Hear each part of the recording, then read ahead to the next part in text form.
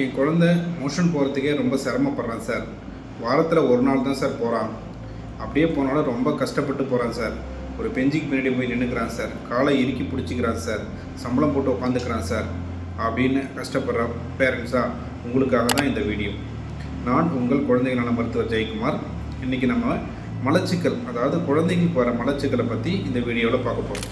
மலச்சிக்கல் அப்படின்னா முதல்ல என்னென்னு பார்த்தோம்னா, ஒருத்தவங்க 3 நாளைக்கு மேலே, அதாவது வாரத்தில் 2 நாள் தான் மோஷன் போகிறாங்க, இல்லை டெய்லியும் போகிறாங்க ஆனால் கஷ்டப்பட்டு போகிறாங்க, ரொம்ப இறுக்கி போகிறாங்க, கண்ணில் தண்ணிலாம் வர ஆரம்பிச்சிடுது, அவன் டாய்லெட் போகும்போது எங்களுக்கு தெரிய ஆரம்பிச்சிடுது, ரொம்ப காலெல்லாம் மடக்கி வச்சுக்கிறான், ஒரு சேருக்கு பின்னாடி போய் நின்றுக்கிறான், இறுக்கி வச்சுக்கிறான், அழுகுறான், அப்படின்னா ஓடிக்கிட்டே இருக்கான், ஒரு இடத்துல உட்கார மாட்டேங்கிறான் அப்படின்னா அதை மலச்சிக்கல்னு சொல்லலாம். ஸோ இந்த மலச்சிக்கல் முக்கியமாக பேரண்ட்ஸு, தாத்தா பாட்டிலாம் தெரிஞ்சுக்கோங்க, மலச்சிக்கலை வெறும் மருந்துனால் மட்டும் சரி பண்ணவே முடியாது. ஏன் அப்படின்னா, நம்ம என்ன சாப்பிட்றோம் வாய் வழியாக அதுதான் போயிட்டு இறப்பையில் குடலில் செரித்து மலக்குடல், அதாவது ஆசன வாய் வழியாக வெளியில் வருது. ஸோ நமக்குள்ளே என்ன போகுது அப்படிங்கிறத நம்ம தான் முடிவு பண்ணணும். ஸோ இந்த மலச்சிக்கல் இருக்க குழந்தைகளுக்கு என்னென்ன முக்கியமாக கொடுக்கக்கூடாது அப்படிங்கிறத நான் சொல்லிடுறேன். முக்கியமாக பிஸ்கட் கொடுக்கக்கூடாது, சாக்லேட் கொடுக்கக்கூடாது, நொறுக்கு தீனின்னு சொல்கிறோம்ல, குர்குரே, லேஸு, இந்த கடையில் வாங்கி நொறுக்கு தீனி ப்ளஸ் பீஸா, பர்கரு, இந்த மாதிரி செரிமானத்தை கம்மி பண்ணுற ஐட்டம்ஸும் சுத்தமாக கொடுக்கவே கூடாது. அதே மாதிரி 1 வயசுக்கு மேலே இருக்க குழந்தைங்களுக்கு பால் நிறைய கொடுக்கணும்னு அவசியமே கிடையாது. நீங்கள் கொடுக்கணுன்னா காலையில் ஒரு டம்ளர், நைட் டம்ளர் தூங்க வைக்கிறதுக்கு கொடுங்க. லிட்டர் கணக்கில் கொடுக்காதீங்க. ஒரு குழந்தைக்கு 400 மில்லிக்கு மேலே 1 வயசுக்கு மேலே பால் கொடுக்கவே கூடாது. ஸோ அதுலேயே அந்த பால் பசும்பால் சம்மந்தப்பட்ட பொருட்கள் கொடுக்கும்பொழுதும், பேக்கரி ஐட்டம்ஸ் கொடுக்கும்பொழுதும் குழந்தைகளுக்கு செரிமானத்தை கம்மி பண்ணி மலச்சிக்கல் வரத்துக்கு வாய்ப்பு இருக்குது. சரி சார், என்ன கொடுக்கலாம் அப்படின்னு பார்த்தா ஒரு நல்ல கேள்வி. நீங்கள் காய்கறிகள், பழங்கள், கீரைகள், ஒரு நாளைக்கு 2லேருந்து 4 லிட்டர் தண்ணி. ஏன்னா இதெல்லாம் செரிமானத்தை நம்ம இன்க்ரீஸ் பண்ணணும். அதாவது நார்ச்சத்து உள்ள பொருட்கள், நீர்ச்சத்து உள்ள பொருட்கள், வெள்ளரிக்காய், இதெல்லாம் நிறைய கொடுக்கலாம். இதெல்லாம் செரிமானத்தை இன்க்ரீஸ் பண்ணணும்.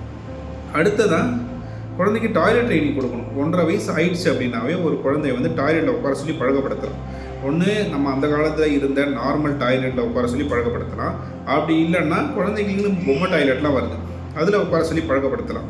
இல்லையா, வெஸ்டர்ன் டாய்லெட்டில் குழந்தைய உட்கார வச்சுட்டு கீழே அவங்க கால் தொங்காத அளவுக்கு ஒரு ஸ்டூல் மாதிரி போட்டு உட்கார வச்சிட்டோம்னா அது கிட்டத்தட்ட இந்தியன் டாய்லெட் மாதிரி கன்வெர்ட் ஆகிடும். அப்படி உட்கார சொல்லி பழக்கப்படுத்தலாம். ஸோ இந்த டாய்லெட் ட்ரைனிங் 1.5 வயசுலேருந்தே இன்ட்ரடியூஸ் பண்ணலாம். இது எப்படி பண்ணணும்னா, ஒரே இடத்துல, ஒரே நேரத்தில், ஒரே ஆள் உட்கார சொல்லி பழக்கப்படுத்தணும். 7 மணினா 7 மணி, 8 மணினா 8 மணி, 9 மணினா 9 மணி. உங்கள் குழந்தை எப்போ எழுந்திருக்குதோ அவங்க, ஒரே ஆள்னா அம்மாவோ தாத்தாவோ பாட்டியோ வீட்டில் யார் இருக்காங்களோ உட்கார சொல்லி பழக்கப்படுத்தணும். உங்கள் வீட்டில் நீங்கள் என்ன லோக்கல் லாங்குவேஜ் யூஸ் பண்ணீங்களோ யூஸ் பண்ணிக்கலாம். அது ஒரு பெரிய மேட்டரே கிடையாது. ஆய் போப்பா, கக்கா போப்பா, மோஷன் போப்பா, பூ போப்பா, நீங்கள் என்ன வேணால் யூஸ் பண்ணிக்கோங்க. ஒரே வார்த்தை யூஸ் பண்ணுங்கள். குழந்தை கூட சேர்ந்து நாமளும் குழந்தை கூட உட்காந்துருக்கணும்.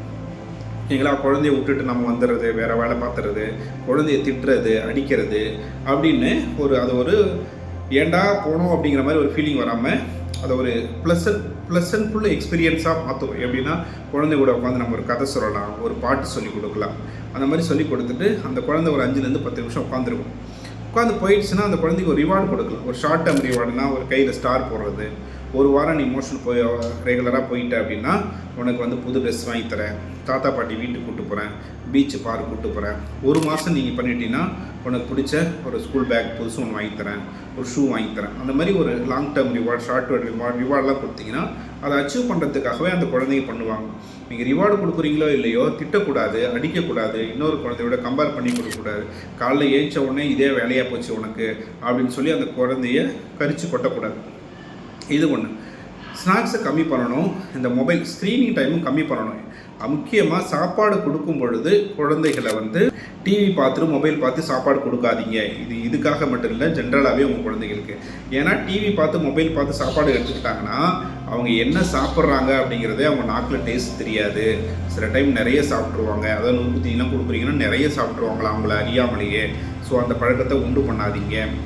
அது இல்லாமல் இந்த ஸ்க்ரீனிங் டைம் அதிகமாகும்போது குழந்தைங்க என்ன பண்ணணும்னா, வெளியில் ப்ளே கிரவுண்டில், வீட்டுக்கு வெளியில் ஓடி ஆடி விளையாடுற அந்த டைம் கம்மியாகிடுது.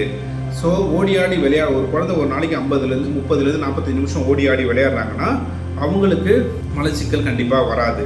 ஸோ இதெல்லாம் பண்ணணும். ஸோ இதெல்லாம் இருந்துச்சுன்னா நம்ம என்ன சார் இதெல்லாம் என்ன தொந்தரவுகள் வரும்னா, இந்த மலப்பையும் நீர்ப்பையும் அதாவது யூரினரி பிளாடரும் இந்த ரெக்டமும் பக்கத்தில் இருக்கும். அப்படி இருக்கும்போது என்ன பண்ணணும்னா, அந்த மலப்பை வந்து இந்த பிளாடர் போய் அழுத்தும் போது குழந்தைங்களுக்கு நீர் தொற்று அதாவது யூரினரி இன்ஃபெக்ஷன் வரதுக்கு வாய்ப்பு இருக்குது. இன்னொன்று, அந்த மலை வந்து உராஞ்சி வரும்போது கிழிச்சிட்டு வரும்போது அந்த மலை குடலில் வாசனை வரும்போது ரத்தம் வரதுக்கு வாய்ப்பு இருக்குது, வெடிப்பு வரும். ஸோ இன்னொரு முக்கியமான விஷயம் என்னென்னா, நம்ம இன்றைக்கி சாப்பிட்ற சாப்பாடு நாளைக்கு காலையில் மோஷனாக போகணும், அது வாழைப்பழம் மாதிரி இலகி வந்துடும். தேங்க ஆரம்பிச்சுன்னா அது தேங்கிக்கிட்டே இருக்கும். எப்படின்னா, வாழைப்பழம் வந்து வாழைக்காயாக மாறிடும், அடுத்த நாள் மண் மாதிரி மாறிடும், அடுத்த நாள் கல் மாதிரி மாறிடும், அடுத்த நாள் இரும்பு மாதிரி மாறிடும். அது அப்படியே இலகி வரது வந்து உராஞ்சிட்டு வரும்போது கீழ்ச்சி வரும்போது ரத்தம்லாம் வரும். அந்த வலியவோ அந்த ரத்தத்தையோ அந்த குழந்தை பார்த்துச்சுனாவோ அந்த டாய்லெட் பக்கமே போகாது. ஒரு 2 வயசு குழந்தைக்கு இந்த மாதிரி ஒரு ஃபீலிங் வந்துச்சுன்னா, இந்த வயசுலேயே நமக்கு வந்து டாய்லெட் போகிறது தான் ரொம்ப கஷ்டமான காரியம் அப்படின்னு ஃபீல் பண்ணிச்சுன்னா அந்த குழந்தை டாய்லெட் பக்கமே போகாது. நீங்கள் வந்து குழந்தைகளை பார்த்துருப்பீங்க, அதாவது கால் அப்படி இறுக்கி வச்சுக்குவாங்க, சம்பளம் போட்டு உட்காந்துக்குவாங்க, சேருக்கு போய் பின்னாடி நிற்பாங்க. அவங்க வந்து மோஷன் போக ட்ரை பண்ணல, மோஷன் போகாமல் இருக்கிறதுக்காக ட்ரை பண்ணுறாங்க. டெம்பரவரியாக அந்த கீழே இறங்கி வர மோஷனை வந்து இறுக்கி வச்சுக்கிறதுனால மேலே தள்ளி விட்டுறாங்க. அது ஒரு டெம்பரவரி ரிலீஃப் தான். ஏன்னா அவங்க மோஷனை வந்து அவங்க தான் போய் ஆகணும். ஹோம்ஒர்க் மாதிரி நாம் பண்ணி கொடுக்க முடியாது. ஸோ அது அன்னன்னைக்கு போகிறது தான் பெட்டரு. இன்னொரு முக்கியமான விஷயம், அது அந்த வழியாக தான் வந்தாகணும். ஸோ வரும்போதே போயிட்டா பிரச்சனை இல்லை, அது தேங்க வச்சிடறாங்க. இந்த மாதிரி ஆக்டிவிட்டீஸ்லாம் பண்ணி மேலே தள்ளி விட்றாங்கன்னா அது போயிட்டு ஸ்ட்ராங் ஆகிடும். அதனுடைய அந்த இலகி ரொம்ப ஸ்ட்ராங் ஆகிடுச்சுன்னா, இப்போ ஒரு 5 நாள் மோஷன் ஸ்ட்ராங்காக இருக்கும்போது இன்றைக்கி ஃபார்ம் ஆகிற மோஷன் வெளியில் வரும்போது அது அந்த ஸ்ட்ராங் ஆகிற இடத்துலேருந்து சைடில் வருதுங்களே, அது வரும்போது தண்ணி மாதிரி கசிஞ்சு வந்து நீங்கள் பார்த்தீங்கன்னா ஒரு ஜட்டியில் இருக்கும், இல்லை ஒரு அவங்க பேண்ட்டில் பாவாடையில் இருக்கும். அது என்ன நினச்சிக்கிறீங்க, நீங்கள் அதை டயரியா லூஸ் மோஷன் போகுதுன்னு நினச்சிக்கிறீங்க. அது லூஸ் மோஷன் கிடையாது. அவங்களுக்கு வந்து கல்லாக இருக்க மோஷன் நடுவில் இருக்குது, சைட்லேருந்து இலகி வர மோஷன் வந்து வந்துக்கிட்டு இருக்குது. ஸோ இதெல்லாம் வந்து இவங்களுடைய காம்ப்ளிகேஷன். ஸோ இதெல்லாம் இல்லாமல் பார்த்துக்கணும். ஸோ முக்கியமாக என்ன சொல்லியிருக்கேன், ஸோ கொடுக்கக்கூடிய பொருட்கள் நிறைய கொடுக்கணும், கொடுக்கக்கூடாது, சுத்தமாக கொடுக்கக்கூடாது. 1.5 வயசுக்கு மேலே டாய்லெட் ட்ரைனிங் கொடுக்கணும், அதுக்கப்புறம் ஓடி ஆடி விளையாட சொல்லணும். இதுக்கப்புறம் தான் நீங்கள் மருந்தை பற்றி யோசிக்கணும். மேலே இருக்கிறதுல எதுவுமே பண்ணாமல் வெறும் மருந்தை பற்றி யோசிச்சிங்கன்னா நாளுக்கு நாளும் மருந்தோட அளவு அதிகமாகிட்டு தான் இருக்கும், டாக்டரை மாற்றிக்கிட்டு தான் இருப்பீங்க. ஒரு குழந்தைக்கு நீங்கள் மலச்சிக்கலுக்காக மருந்து ஆரம்பிச்சிட்டிங்க அப்படின்னா அந்த குழந்தைக்கு சில குழந்தைங்க 1 வாரத்தில் சரியாகும், சில குழந்தைங்க 1 மாதத்தில் சரியாகும், சில குழந்தைங்க 3 மாதத்தில் சரியாகும், சில குழந்தைங்க 6 மாதம் கூட தேவைப்படும். டாக்டர் சொல்கிற வேலை வரைக்கும் நீங்கள் மருந்து கொடுக்க தான் செய்யணும். மருந்து கொடுத்தா என் குழந்தை அடிக்ட் ஆகிடுவான் சார், இப்படி கொடுத்தா தான் மோஷன் போவான்னு சொல்லி எங்கள் வீட்டில் பயப்படுறாங்க அப்படின்னு சொல்லி நீங்கள் மற்றவங்க சொல்கிறத கேட்டிங்கன்னா நீங்கள் தான் கஷ்டப்பட போகிறீங்க. ஏன்னா நாளுக்கு நாள் குழந்தைக்கும் அந்த தொந்தரவு அதிகமாகிட்டு தான் இருக்கும். ஸோ இதெல்லாம் வந்து நம்ம ஒரு குழந்தைக்கு 100 குழந்தைங்க ஒரு ஹாஸ்பிட்டலில் மலச்சிக்கலுக்காக வராங்கன்னா 95% இந்த மாதிரி பழக்க வழக்கங்களால தான் இருக்கும். 5% குழந்தைங்களுக்கு தான் வேறு காரணங்கள் இருக்கும். என்ன இருக்குன்னா, தைராய்டு பிரச்சனை இருக்கலாம், இல்லை ஏதாவது மூளை நரம்பியல் பிரச்சனை இருக்கலாம், இல்லை முதுகு தண்டில் அந்த இடம் ஓட்டை இருக்கலாம், அந்த மாதிரி இருக்கலாம். அது வந்து இந்த மருந்துலாம் கொடுத்து நீங்கள் டயட்லாம் சரி பண்ணி குறையலைன்னா அவங்களுக்கு வந்து டாக்டர் தேவையான டெஸ்ட்டு பார்த்துட்டு ஸ்கேன் பண்ணி பார்த்துட்டு சொல்லுவாங்க. ஸோ மலச்சிக்கலை பற்றி ஓரளவுக்கு உங்களுக்கு வந்து ஒரு ஐடியா கொடுத்துருக்கேன். இது வந்து 1 வயசு 1.5 வயசுக்கு மேலே இருக்க குழந்தைங்களுக்கு, பிறந்த குழந்தைங்களுக்கு 1 வயசு வரைக்கும் மோஷன் வந்து அவங்க சில டைம் 7 நாளைக்கு ஒரு கூட போவாங்க. அது கஷ்டப்படாமல் போகிறாங்கன்னா பிரச்சனை இல்லை. ஸோ அது வந்து நம்ம தனியாக இன்னொரு டாப்பிக்கில் பார்ப்போம்.